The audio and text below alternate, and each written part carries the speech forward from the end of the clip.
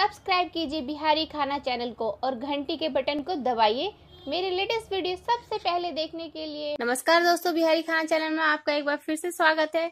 मेरे व्यूअर्स की डिमांड थी कि मैं एकदम ऑथेंटिक बिहारी फिश बनाऊं, तो यहाँ पे मैंने 500 ग्राम फिश लेकर अच्छे से धो लिया है। 5-6 पानी से इसे धो ले और साथ ही इसमें डालेंगे हाफ टेबल स्पून लहसुन का पेस्ट और आधा चम्मच कश्मीरी लाल मिर्च। आप कोई सा भी मिर्च यूज कर सकते हैं। और साथ ही साथ इसमें डालूंगी हाफ टेबल स्पून। तो मिर्च डालने के साथ ही हम इसमें डालेंगे हाफ टेबल स्पून हल्दी पाउडर। आप चाहे तो इसमें हरी मिर्ची भी पेस्ट में लहसुन के साथ ही पीस करके डाल सकते हैं, उसका भी टेस्ट काफी अच्छा आता है। तो इसके साथ ही अब मैं डाल दूंगी इसमें हाफ टेबल स्पून सॉल्ट अपने अकॉर्डिंग कम या ज्यादा रख सकते हैं। इन सभी को हम अच्छे से कर लेंगे मैरिनेट करने के साथ ही मैं आपको बताऊंगी कि आज मैंने किस तरह से मसाले का पेस्ट बनाया है एकदम ट्रेडिशनल स्टाइल में। तो इन सभी को अच्छे से एकदम कोट कर ले फिश में, ताकि फ्राई होने के बाद हमारे फिश बहुत ही टेस्टी लगे। और इतनी क्रिस्पी बनती है लहसुन डालने के बाद कि आप इसे मुरमुरे पोहे किसी के साथ भी खा सकते हैं। प्याज के साथ और मुरमुरे के साथ खाने में बहुत ही टेस्टी लगता है। मुरही चूरा इन सब के साथ आप खाएं। तो देखिए मैंने यहाँ पे 50 ग्राम लहसुन ले लिया है और आज मैं इसे पीसूंगी लोढ़ी सिलौट पे यानी सिलबट्टे पे। इसे आप अच्छे से पीस ले। आप चाहे तो इसमें थोड़ा सा पानी डाल सकते हैं, बट लहसुन इजीली पीस जाता है, तो बिना पानी का ही मैं इसको पीस लूंगी। तो ये आराम से सिलबट्टे पे पीसता है। आप चाहे तो मिक्सी जार में भी पीस सकते हैं, पर सिलबट्टे के मसाला का टेस्ट बहुत ही अच्छा आता है फ्रेंड्स सब्जियों में। तो एक बार अगर आप उससे पॉसिबल हो तो सिलबट्टे के मसाले की सब्जी जरूर ट्राई करें। तो लहसुन यहाँ पे पीस चुका है, तो मैंने सभी लहसुन को अच्छे से इकट्ठा करके निकाल लेना है। ये देखिए, इसके साथ ही मैंने हाफ टेबल जीरा, 10-15 काली मिर्च, 1 साबुत सूखी लाल मिर्च और 1 चम्मच मैंने धनिया पाउडर लिया है। आप चाहे तो धनिया साबुत भी ले सकते हैं। 1 से 1.5 चम्मच आप धनिया साबुत ले लें। अब इसमें हम थोड़ा सा पानी डाल करके इसका अच्छा सा पेस्ट बना करके तैयार कर लेंगे, क्योंकि मेरी व्यूअर्स की डिमांड थी कि आप सिर्फ सरसों वाला ही फिश बनाए बिना प्याज की, तो आज मैं वही बनाऊंगी। तो अगर सिलबट्टे पे पिसे हुए मसाले का अगर आप टेस्ट करते हैं तो बहुत ही अच्छा होता है उसका।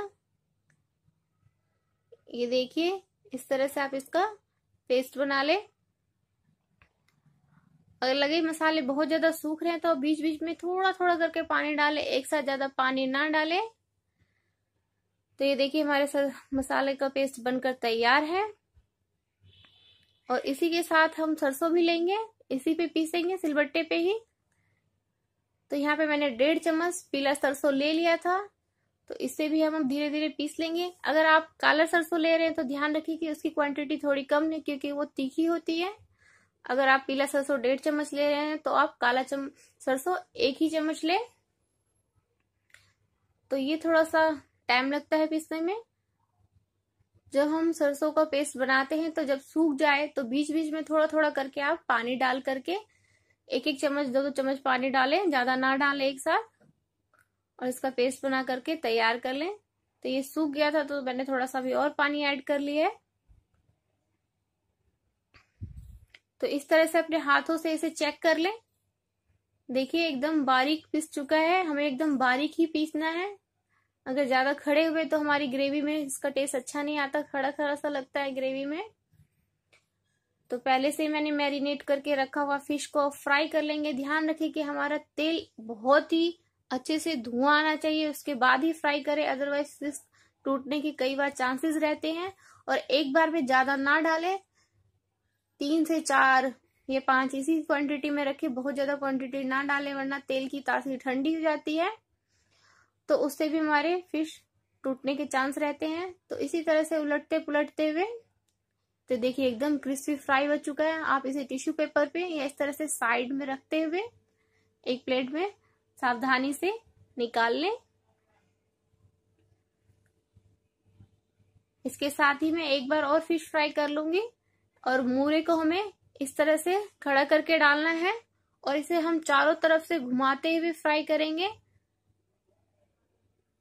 यही इसका ट्रिक है फ्राई करने का। तो इस तरह से अगर आपने फिश को बनाया तो बहुत ही लाजवाब बनेगा। साथ ही अगर आप चाहे तो तेल को छान कर ले या बिना छाने। मैंने यहाँ पे तेल में से जितनी भी काली निकली थी, क्योंकि हम इसमें लहसुन का हमने पेस्ट डाला था तो थोड़ा सा कालापन आ जाता है, तो उसको निकाल लिया था। और साथ ही मैंने यहाँ पे पंचफोरन डाल दिया। आप चाहे तो सिर्फ मेथी भी डाल सकते हैं। और मेथी का कलर चेंज होने के साथ ही मैं इसमें डालूंगी कश्मीरी लाल मिर्च। फ्रेंड्स, कश्मीरी लाल मिर्च मैं इसलिए डालती हूँ ताकि हमारी सब्जियों का कलर अच्छा आए। सब्जियों का कलर जैसे ही अच्छा दिखता है तो हमारी खाने की भूख और बढ़ जाती है। तो ये देखिए पंचफोरन का कलर मैंने चेक कर लिया है। अब साथ ही मैंने इसमें मिर्च डाल दिया है और इसके साथ ही हम इसमें डाल लेंगे सरसों पेस्ट पिसा हुआ। इसे एक बार अच्छे से चला लें। उसके बाद हम इसमें डाल देंगे नमक और हल्दी पाउडर हाफ टेबल स्पून। हल्दी पाउडर मैंने हाफ टेबल स्पून लिया है। नमक स्वाद अनुसार ले लें। यहाँ पे मैंने नमक हाफ टेबल स्पून से थोड़ा सा ज्यादा रखा था। तो अब अच्छे से हमें इसे मिक्स करना है ताकि गुठलियां ना रहे। ये देखिए छोटे छोटे से दिखने लगे इकट्ठी होकर के सरसों। तो ये इस तरह से ना रहे, इसे पहले अच्छे से मिला लें। इसके बाद हम डालेंगे जो हमने मसाले पीसे थे, लहसुन का और जीरा धनिया पाउडर, उन सभी को इसमें डाल करके फिर फ्राई करेंगे। बिहार में कुछ चीजें काफी फेमस है, जैसे कि पान, मखान, मछली। ये वहाँ की ट्रेडिशन में आती है और ये कई फेस्टिवल्स में भी बनाया जाता है। कोजगरा में बनाया जाता है, शादी में बनाई जाती है। तो देखिए आप आराम से मसालों को भुने 5 से 7 मिनट तक, तभी टेस्टी फिश बनेगा। क्योंकि सरसों का कच्चापन अगर हम अच्छे से नहीं भूनते हैं तो खत्म नहीं होता है, तो उसका टेस्ट फिश में अच्छा नहीं आएगा। तो ये देखिए सारे मसाले डालने के साथ ही सभी ने तेल ऑब्जर्व कर लिया अच्छे से। तो ध्यान से आप इसी तरह से मसाले को भूने। इसमें से हल्का सा जब तेल निकलने लगेगा तो हम साथ में एक टमाटर कटा हुआ डाल लेंगे, मीडियम साइज का। और टमाटर को अच्छे से गलाने तक हम इसे भुनेंगे।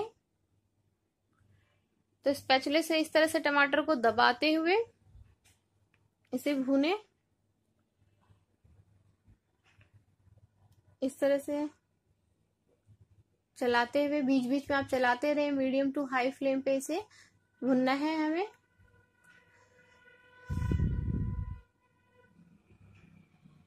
इस तरह से चलाते हुए इसे अच्छे से फ्राई करें।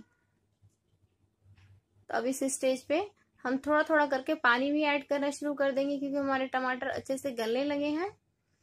तो थोड़ा थोड़ा पानी डालने से क्या होता है फ्रेंड्स, हमारे मसालों का टेस्ट और अच्छा आता है। तो एक साथ ही सारे पानी ना डालें ग्रेवी के लिए, थोड़ा थोड़ा 2 से 3 बार पानी डालने के बाद ही इकट्ठा डालें।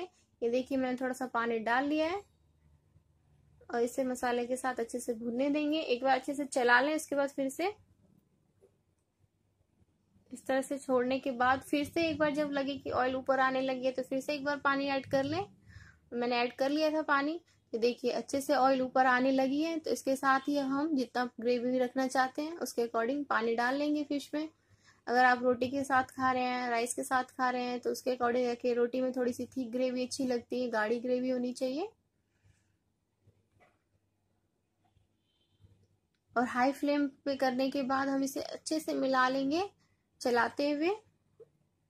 और इसके साथ ही मैं 300 ml पानी डाल लूंगी। अब ग्रेवी में एक अच्छी सी उबाल आने के बाद हम इसमें फ्राई फिश डालेंगे। तो आप इस तरह से अगर आप फिश बनाते हैं, रेहू फिश बिहार में इसी तरह से बनाया जाता है, तो आपको बहुत ही टेस्टी आएगा ये स्वाद में हमारी फिश। तो देखिए उबाल आने लगी है अच्छी सी। अब हम इसमें डाल देंगे अपनी फ्राई फिश।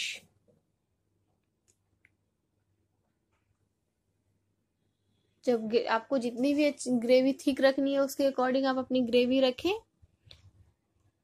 इसे कम से कम 2 से 3 मिनट तक अच्छे से उबाल आने दें। जब लगे कि हाँ ग्रेवी हमारी राइस और रोटी के अकॉर्डिंग हो चुकी है, तो उसके साथ ही हम डाल लेंगे इसमें धनिया पत्ता। अभी हमें 2 से 3 मिनट तक अच्छे से ग्रेवी को उबाल आने देनी है, ताकि हमारी ग्रेवी थोड़ी सी गाढ़ी हो जाए। तो हमारी ग्रेवी गाढ़ी हो चुकी है। इसके साथ ही हम इसमें धनिया पत्ता डाल लेंगे और इसे अच्छे से मिक्स कर लें।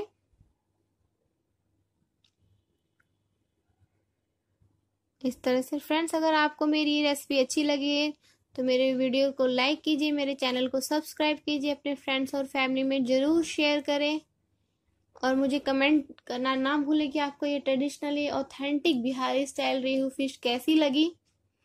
Thank you for watching once again. इसी तरह से आप मेरी सारी वीडियोस देखते रहें। मैंने इसी में मरवे की रोटी का भी डाल रखा है।